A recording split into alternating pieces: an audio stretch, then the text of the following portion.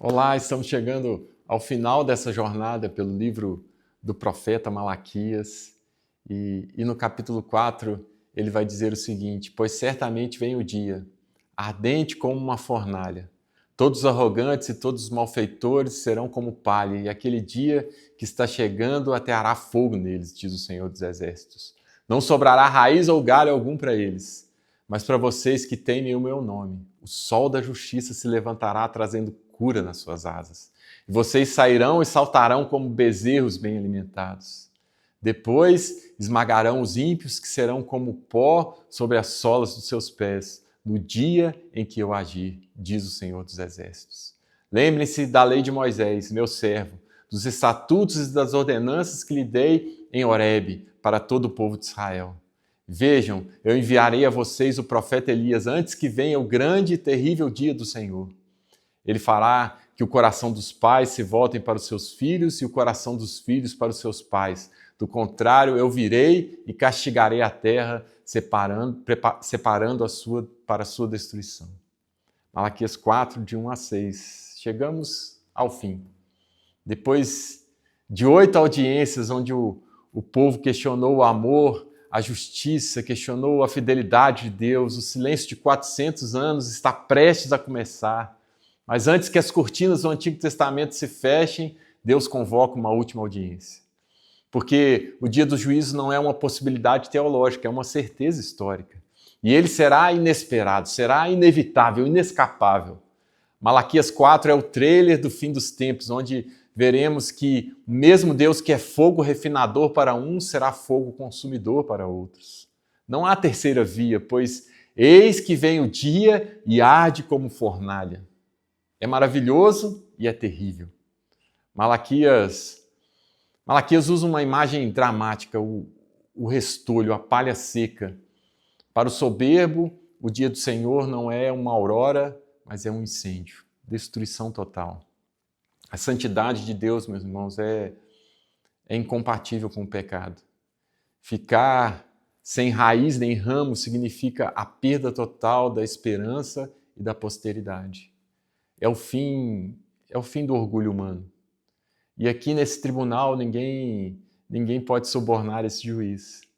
O pecado do coração, o orgulho, a soberba, o pecado das mãos, a perversidade, eles serão expostos.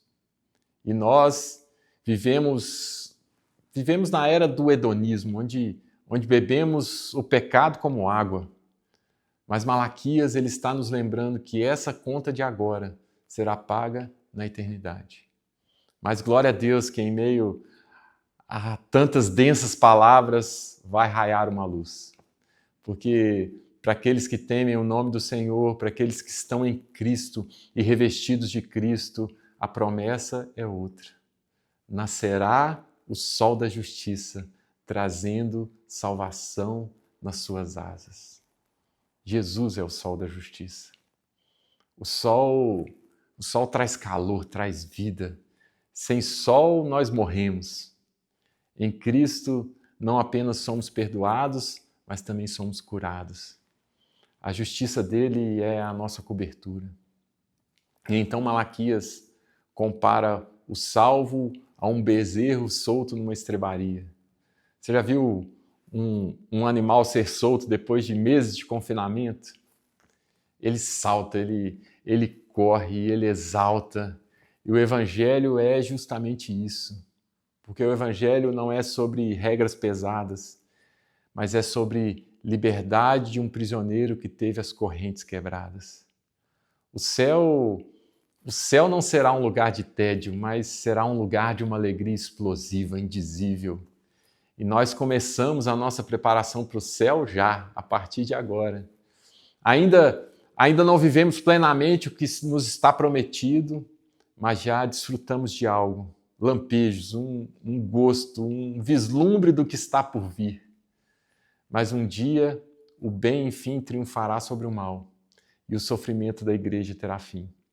Mas antes que esse dia venha, Deus envia um mensageiro. Malaquias fala da lei de Moisés e fala do profeta Elias. Hoje entendemos que o Elias prometido veio no espírito de João Batista para preparar o caminho. E qual é a marca dessa preparação? É a restauração da família. O evangelho começa no lar.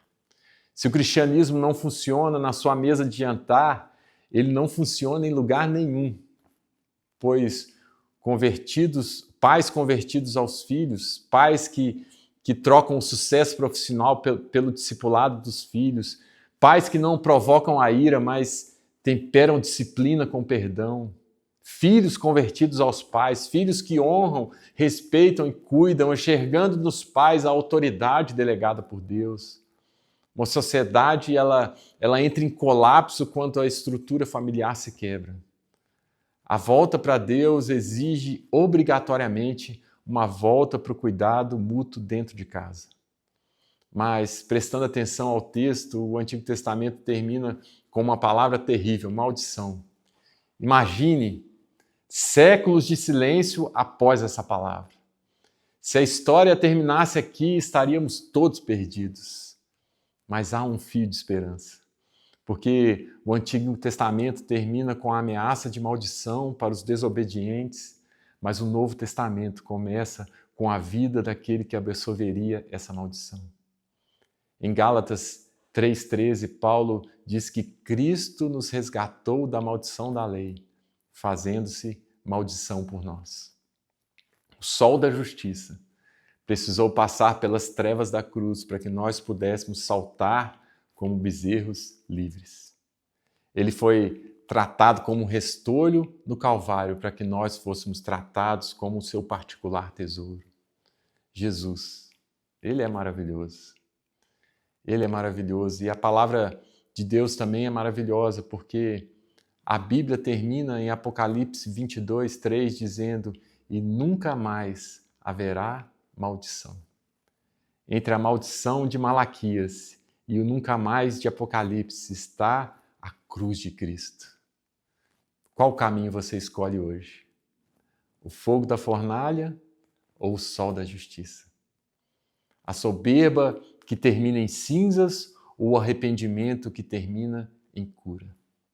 Eis que ponho diante de ti 2 caminhos, diz o Senhor, um caminho de vida e um caminho de morte. Escolha a vida para que vivas. Que Deus te abençoe em nome de Jesus. E eu queria terminar orando por você, abençoando a sua vida e dizendo, Senhor, que o nosso coração se converta hoje, que as nossas famílias sejam curadas, que possamos aguardar o grande dia não com medo, mas com alegria de quem espera o nascer do sol. O sol da justiça, o sol da justiça, um dia raiará sobre nós. Amém. Que Deus te abençoe.